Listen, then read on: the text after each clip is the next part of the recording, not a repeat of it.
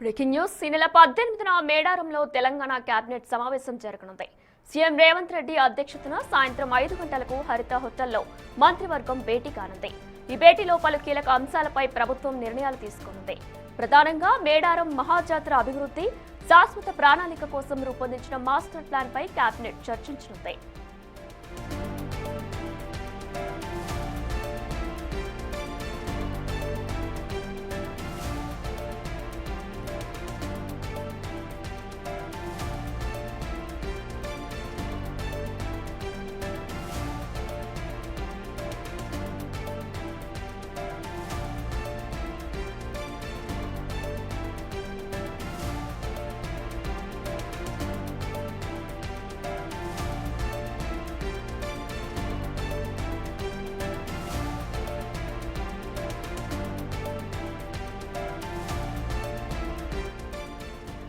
Municipal, MPTC, ZPTC ఎన్నికల నిర్వహణ, రిజర్వేషన్ల ఖరారుపై కీలక నిర్ణయాలు తీసుకోనున్నారు.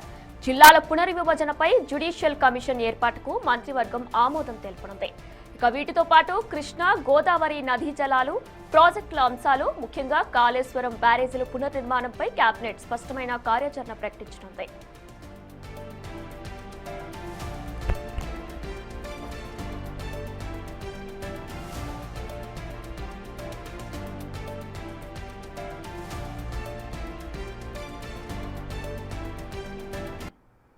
ఇక దీనికి సంబంధించిన పూర్తి డీటెయిల్స్ మా ప్రతినిధి వాసు లైవ్ లో అందిస్తారు. రైట్ వాసు, అయితే 18న మేడారంలో తెలంగాణ కేబినెట్ సమావేశం జరగనుంది. మరి దీనికి సంబంధించిన లేటెస్ట్ అప్డేట్స్ ఏంటి? ప్రణయన మొదటిసారి తెలంగాణ రాష్ట్ర చరిత్రలో రాష్ట్ర రాజధానిని దాటి ఒక కారడిలో కూడా కేబినెట్ భేటీ జరగబోతోంది. ఈ నెల 18న ముఖ్యమంత్రి రేవంత్ రెడ్డి అధ్యక్షతన కూడా మేడారంలో కేబినెట్ భేటీ కాబోతా ఉన్నారు. ప్రధానంగా రాష్ట్రానికి సంబంధించి కీలక అంశాలపైన కేబినెట్ చర్చించబోతా ఉంది. ఎందుకంటే మావోయిస్టు పార్టీకి అన్నలకు ఏదైతే అక్కడ ప్రధానంగా ఉన్నటువంటి మేడారం అడవుల్లో కూడా కేబినెట్ భేటీ జరగడం మొదటిసారిగా చరిత్ర సృష్టించబోతున్నారు ముఖ్యమంత్రి రేవంత్ రెడ్డి. ఒక మరో సంచలన నిర్ణయం అనే చెప్పాలి. ఎందుకంటే ఆదివాసీ బిడ్డలకు దగ్గరగా కారడవిలో ఈ యొక్క కేబినెట్ భేటీ జరగబోతోంది. దేశంలోనే మొదటిసారి ఈ విధంగా అడవిలో మొత్తం కేబినెట్ భేటీ నిర్వహించడం మాత్రం మరో చరిత్ర తెలంగాణ ప్రభుత్వం సృష్టించబోతుంది. ముఖ్యమంత్రి రేవంత్ రెడ్డి ఒక సాహసోపేతమైనటువంటి నిర్ణయంగా దీన్ని భావించాల్సినటువంటి పరిస్థితి. అయితే ప్రధానంగా ఏ ప్రభుత్వం చేయనటువంటి మేడారం అంటే అనాది కాలంగా వందల సంవత్సరాల సాంప్రదాయంగా వస్తున్నటువంటి ఈ మేడారం సమ్మక్క సారలమ్మ జాతరకు సంబంధించినటువంటి ఇప్పటికే మాస్టర్ ప్లాన్లో కూడా పలు అభివృద్ధి కార్యక్రమాలు చేపట్టారు. రోడ్డు విస్తరణతో పాటు జంపన్న వాగు సంబంధించినటువంటి స్థాన వాటికలతో పాటు గద్దెల పునర్నిర్మాణంతో పాటు అన్ని పూర్తి స్థాయిలో కూడా భక్తులకు కోట్లాది మంది రాష్ట్ర నుంచే కాకుండా విదేశాల నుంచి కూడా వచ్చేటువంటి భక్తులకు సంబంధించి కూడా పూర్తి స్థాయిలో కూడా భక్తులకు ఎలాంటి ఇబ్బంది కలగకుండా తెలంగాణ ప్రభుత్వం వందల కోట్ల రూపాయలు వెచ్చించి ఈ మేడారం మాస్టర్ ప్లాన్ రూపొందించింది. దానికి సంబంధించి ముఖ్యమంత్రి 19వ తారీఖున కూడా ప్రారంభోత్సవం చేయబోతున్నారు. మరొకసారి క్యాబినెట్లో మేడారం శాశ్వత పనులకు సంబంధించినటువంటి పనులు ఇంకా కొనసాగుతున్న నేపథ్యంలో వాటిపైన కూడా క్యాబినెట్లో చర్చించబోతూ ఉన్నారు. ఇక మరో అంశానికి సంబంధించి కూడా క్యాబినెట్కి సంబంధించి మున్సిపల్ ఎన్నికల్లో రిజర్వేషన్లు ఇప్పటికే ప్రకటించిన నేపథ్యంలో కూడా మున్సిపల్ ఎన్నికల నిర్వహణకు సంబంధించినటువంటి అంశాలపైన కూడా క్యాబినెట్ చర్చించబోతోంది. ఇక జిల్లాల పునర్విభజన ఇటీవల కాలంలో ఇటు సికింద్రాబాద్తో పాటు రంగారెడ్డితో పాటు పలు జిల్లాల పునర్విభజన అంశం చర్చకొస్తున్న నేపథ్యంలో కూడా దీనిపైన ప్రజాప్రతినిధులు స్థానికుల అభిప్రాయం తీసుకొని కూడా ఒక నిర్ణయం తీసుకోవాలి. కాబట్టి దీనికి సంబంధించినటువంటి ఒక జ్యుడిషియల్ కమిషన్ ఏర్పాటుకు సంబంధించినటువంటి అంశాన్ని కూడా క్యాబినెట్ ఆమోదం తెలపబోతుంది. జ్యుడిషియల్ కమిషన్ ఏర్పాటు చేసి కమిషన్ ఇచ్చినటువంటి నివేదికల ఆధారంగా జిల్లాల పునర్విభజన ఉండే అవకాశం అయితే కనిపిస్తూ ఉంది. ఇక మున్సిపల్ ఎన్నికల తర్వాయి జెడ్పీటీసీ, ఎంపీటీసీ స్థానిక ఎన్నికలు ఇప్పటికే సర్పంచ్ ఎన్నికలు ముగిసిన నేపథ్యంలో సర్పంచ్ ఎన్నికల్లో దాదాపు 70% పైగా స్థానాలు కాంగ్రెస్ పార్టీ గెలుచుకున్న నేపథ్యానికి సంబంధించి కూడా జెడ్పీటీసీ, ఎంపీటీసీలో కూడా అధికంగా స్థానాలు గెలుచుకునే విధంగా ముందుకు వెళ్లే అంశానికి సంబంధించిన కావచ్చు.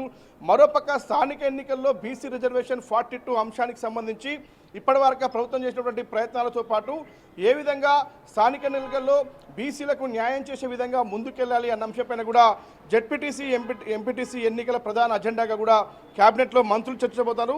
ఇక ఇటీవల కాలంలో ప్రధాన చర్చ ఏపీ తెలంగాణతో పాటు ఇతర రాష్ట్రాలతో ఉన్నటువంటి కృష్ణా గోదావరి నదీ జలాల విషయము వాటాలు కావచ్చు, ప్రాజెక్టుల అంశం కావచ్చు, వాటిపైన కూడా మరొకసారి క్యాబినెట్లో చర్చించే అవకాశం ఉంది.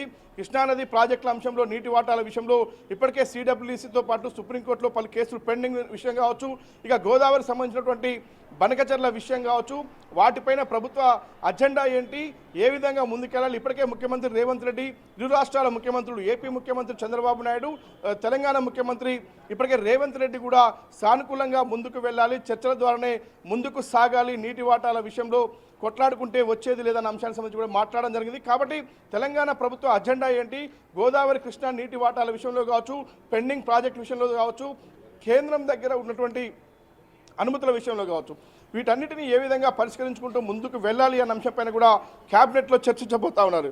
ఇక కాళేశ్వరం బ్యారేజీలో కూలిపోయినటువంటి 3 బ్యారేజీలకు సంబంధించినటువంటి మేడిగడ్డ విషయంలో డిపిఆర్లు సిద్ధమైన నేపథ్యం కావచ్చు, డిజైన్లు కూడా సిద్ధమైనాయి. ఇప్పటికే 3 కంపెనీలు కూడా డిజైన్లు ఇచ్చినటువంటి ఆ పరిస్థితి. మరోపక్క ఎల్ఎన్టీ సంస్థ కూడా నిర్మాణం చేపట్టేందుకు ముందుకు వస్తామని చెప్పిన ఆ పరిస్థితి కావచ్చు. కాబట్టి వీటన్నిటినీ పరిశీలనలోకి తీసుకొని కాళేశ్వరం ఏదైతే బ్యారేజీల పునరుద్ధరణ పనులకు సంబంధించి ఎలా ముందుకెళ్ళాలి అన్న అంశంపైన కూడా కేబినెట్లో చర్చించి ఒక నిర్ణయం తీసుకునే అవకాశం కనిపిస్తుంది. ఇక పూర్తిగా కూడా అయితే మనం తెలంగాణ క్యాబినెట్ సమావేశం అనేది ఎప్పుడు కూడా హైదరాబాద్లోనే జరుగుతుంటుంది, కానీ మొట్టమొదటిసారి మేడారంలో జరగడానికి గల ప్రధాన కారణాలు ఏమనుకోవచ్చు?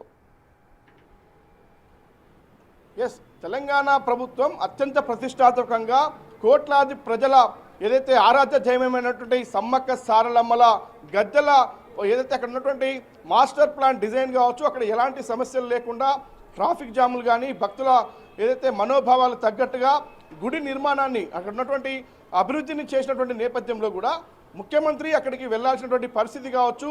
ఎందుకంటే మంత్రులంతా కూడా ఇటు పొంగులేటి శ్రీనివాసరెడ్డి, సీతక్క, కొండా సురేఖతో పాటు ప్రభుత్వ సలహాదారుగా ఉన్నటువంటి వేం నరేందర్ రెడ్డితో పాటు పలువురు మంత్రులు నిత్యం కూడా అక్కడే ఉండి పర్యవేక్షించారు.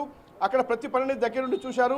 100 కోట్లు వెచ్చించి ఎక్కడ కూడా లేనటువంటి అభివృద్ధిని అక్కడ చేయడం జరిగింది. కాబట్టి అక్కడ ముఖ్యమంత్రి 18న అటు ఖమ్మం జిల్లా పర్యటన ఉంది, అదే రోజు వరంగల్ వెళ్లాల్సి ఉంటుంది, ఆ తర్వాత మేడారం వెళ్తారు.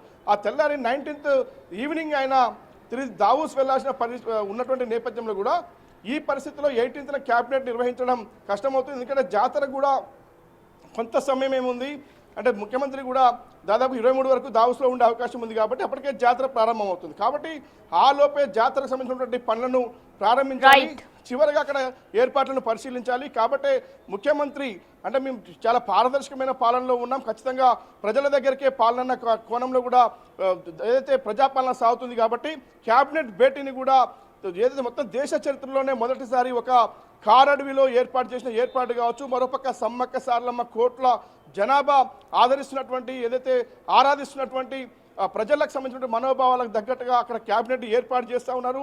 అంటే ఒక సాహసోత్పేతమైన నిర్ణయం అనేది చెప్పాలి. ముఖ్యమంత్రి రేవంత్ రెడ్డి 18న సాయంత్రం 6 గంటలకు అక్కడ హరిత ప్లాజా హోటల్లో కూడా ఈ క్యాబినెట్ భేటీని ఏర్పాటు చేశారు.